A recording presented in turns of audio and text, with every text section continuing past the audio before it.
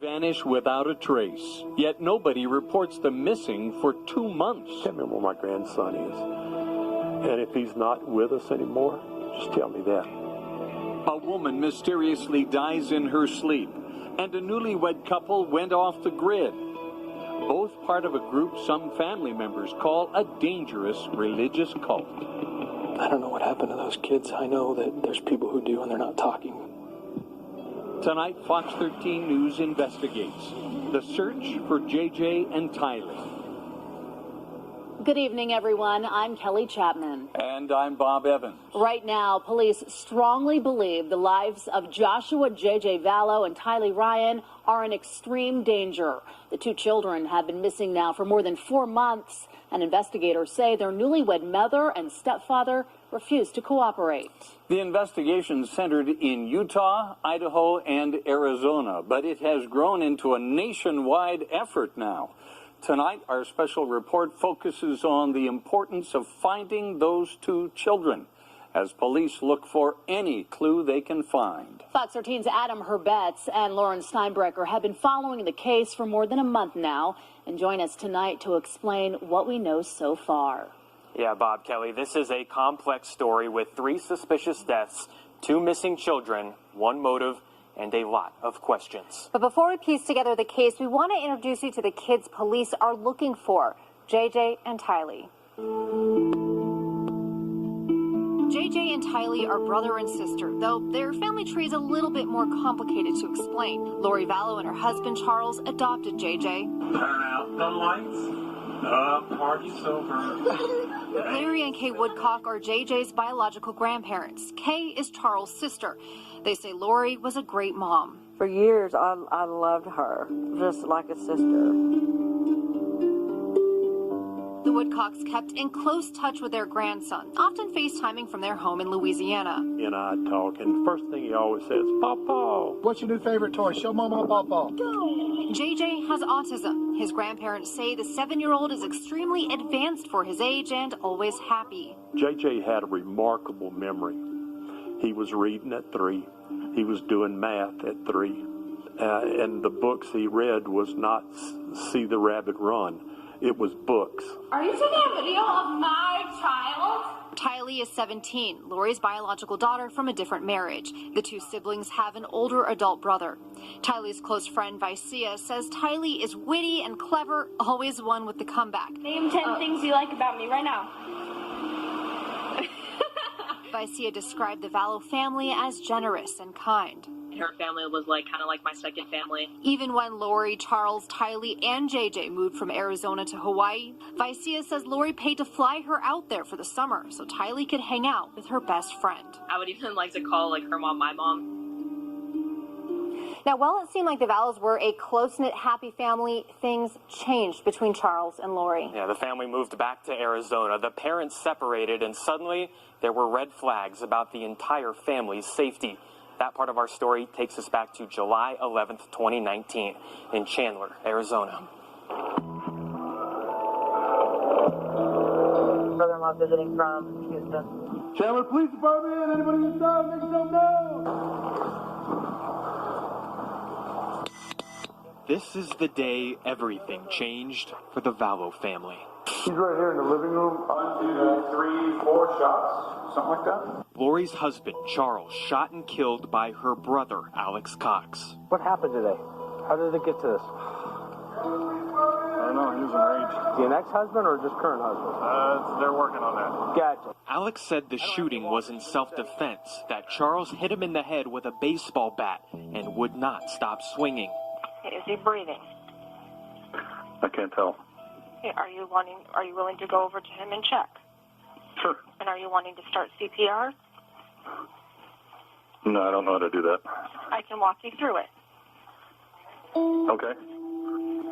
During at least part of the fight, TYLEE was also inside the home. She says her brother, JJ, went outside into the car before it started. Do you normally have a good relationship with the guy? Yeah, I do. Divorce papers filed months before his death, Charles did not have a good relationship with either of the siblings. because of their newfound religious beliefs. That Lori informed Charles she was a God assigned to carry out the work of the 144,000 at Christ's second coming in July 2020, and that if Charles got in her way of her mission, she would murder him. For her to say she's a translated being, that is scary. What was he accusing you of?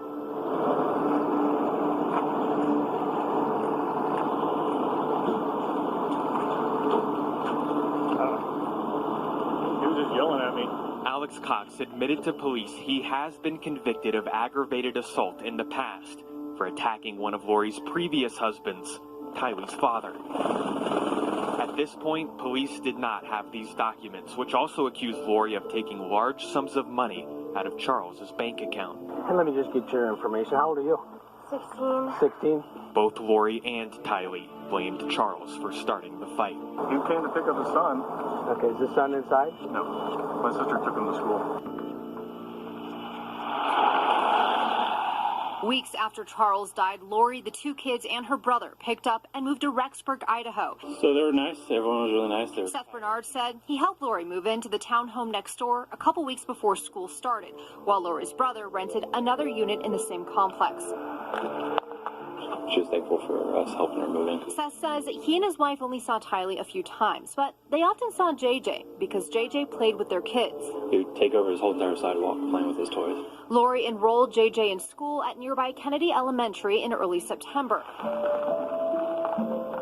Then one day, Seth said JJ was gone. He was told JJ went to visit his grandmother. We didn't know where that was. They said, oh, okay, school's about to start. Kennedy Elementary's principal says Lori came in to unenroll JJ, saying she was going to homeschool him instead. Police say that's the last time they know of anyone seeing the kids. No one reported the kids missing until Kay and Larry called Idaho police saying Lori cut off contact. Rexburg police showed up to Lori's townhome in late November. She told them JJ went to stay with family, which police said turned out to be a lie. That same day, Seth says he saw Lori and her brother packing up a truck, thinking they were heading out of town for Thanksgiving. Next morning, boom, they're gone. They left behind their belongings, including JJ's toys, on the porch. The next morning, Rexburg police and the FBI raided both Lori and her brother's townhomes. Witnesses told police Lori claimed TYLEE died a couple of years ago, and her new husband, Chad Daybell, told police Lori didn't have any young children. Family, including the Woodcocks and Lori's eldest son, Colby, have made public pleas to find the kids. And I just want you to just find it in your heart to be able to help this situation. Did you do something to your children? Last weekend, Rexburg and Kauai police departments served a search warrant and court order to Lori in Hawaii with an ultimatum: show up in Idaho with the kids or be found in contempt of court. The deadline came and went with no JJ and TYLEE. Show me the kids. Show me the kids. Show me the kids. Well, after the break, we're going to take a deeper look at Lori's new husband, Chad, a religious author whose wife died just 2 weeks before his marriage to Lori. We'll also introduce you to the prophecies written within his books that might have changed the lives of Lori and her children forever.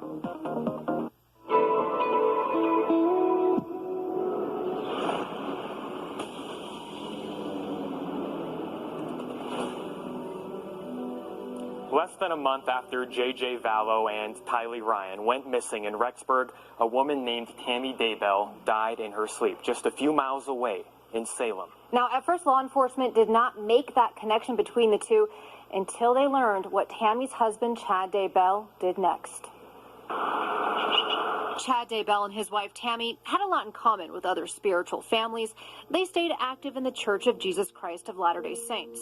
Chad is just an even-keeled, middle-of-the-road guy. He doesn't come across very dynamic at all. Chad talked about receiving visions because of 2 near-death experiences earlier in his life. You hear about religious fanatics, and sometimes, if you gain their confidence, they'll pull you aside and say, let me tell you what's really going on. No, there was none of that. The couple lived in Springville, had 5 children, and ran their own publishing company. A few years ago, the couple moved to this Salem, Idaho home. Tammy settled in at an elementary school, not too far from her home, but now hundreds of miles away from her parents and siblings in Utah. In October, she visited her parents.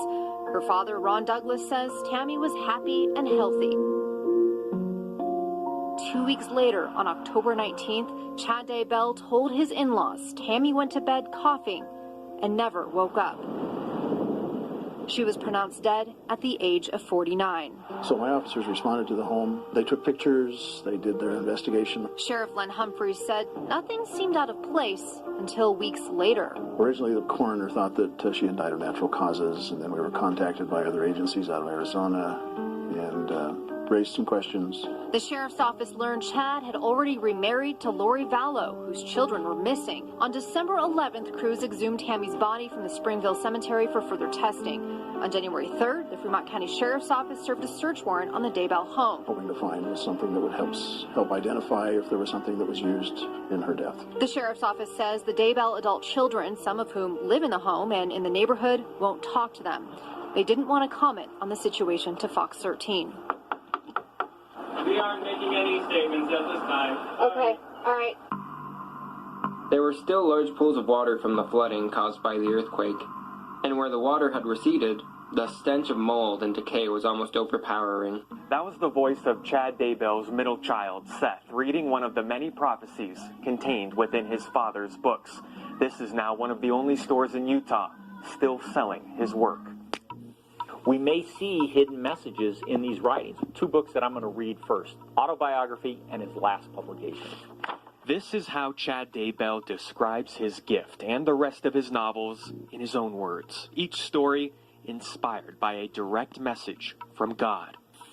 And now each story undergoing a thorough FBI analysis. He talks about dozens, if not hundreds of visions. That's a lot of clues, right? Those are absolutely clues. Chad says his close calls with death allow him to have one foot in the spirit world and another in the real world. That led to dozens of books explaining how it's all coming to an end. Time to prepare for the second coming of Jesus Christ. He was writing book 5 in one of his series and added me as a character in one of his books. I was like, well, that was cool. Nice. Thumbs up. Each book begins with a dedication to his wife, Tammy, my one and only. He would never hurt Tammy. Julie Rowe, another author who released books through Chad's publishing company, says she and Chad would sometimes talk about how they received the same visions. And I did ask him, Chad, do you still see Tammy dying? And he said, yes, I do. Something is going on. It's very dark. It's very sinister. And in my opinion, very cult-like. Experts and family members believe this whole story begins with those religious beliefs that Chad and Lori are two members of a religious cult bonding over his books. She'd say stuff like, you know, it's going to be the end of the world and we should just all drive off a cliff and kill us and our kids and die all at the same time. Seems to me that Chad Daybell is the leader, and he's the defining element of this group. He seems to use his LDS background as a recruitment tool. Their focus is just so much on the end of the world and, you know, this idea that it's coming. This man, Brandon Boudreau, says his ex-wife, Lori's niece, is also part of the cult, that he could have ended up a victim, but instead was the spouse who got away. All I could think was, someone's shooting at me. What do I need to do? I need to hit the gas and get out of here. I just wonder why you couldn't just get divorced like normal people and just go be together if that's what you wanted. I don't know why they're doing what they're doing. It doesn't make any sense. Throughout this process, some people have asked, if the police know where the parents are, why have they not stepped in to arrest Chad or Lori? Yeah, when we come back, a legal expert explains plus what could happen next if Lori is found in contempt of court. Stay with us.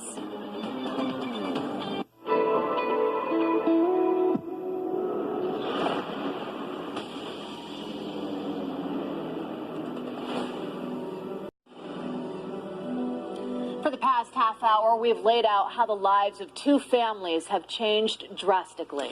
Joshua J.J. Vallow and TYLEE Ryan are still missing, and their mother, Lori Vallow, did not bring them to authorities in Idaho before yesterday's court-ordered deadline. Lori and Chad Daybell's attorney is not commenting on this matter. In fact, they haven't released a statement since December 23rd. That statement saying in part that the couple looks forward to addressing the allegations once they have moved beyond speculation and rumor.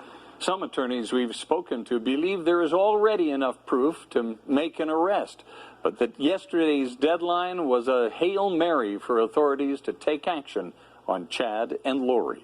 And I think that the reason we scheduled this child protection hearing and ordered her to produce the children is to force her hand and say, look, you can't just hide anymore. Maybe she sits in jail for a year or two. There's no limit.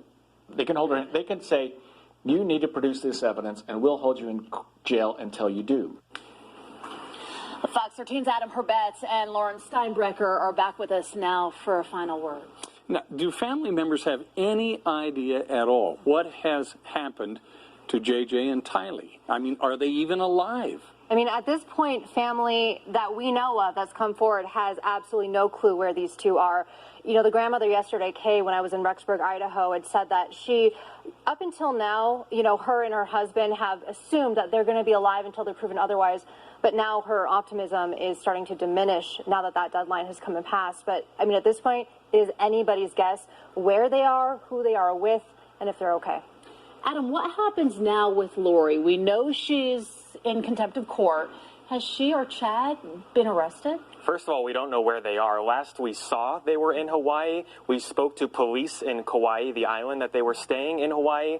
They told us right now they are not arrested. They were not arrested last night or this morning. The big question is, will they be arrested? They say they're waiting for orders from the Rexburg Police Department. They're the lead on this case. We know that the mother was threatened to be found in contempt of court. She's the one who was named in that document, and that is the thing that they are going to be focusing on from here on out. It sounds like we have not heard from, of course, JJ, who's very young, but TYLEE has social media accounts. Have we heard or seen anything from her on those social media accounts? So since September, technically, yes. So there was a Venmo payment in October from TYLEE to her brother that nobody has really said what exactly was going on with that. And then I actually did speak with a friend of TYLEE's from Arizona who got a text from TYLEE in late October, but in speaking with that friend, she was telling me that she's really not sure if that was from TYLEE. She said it's not something that TYLEE would have written, and it was just a reply to a text. So she, at this point, is really not sure if that was actually TYLEE.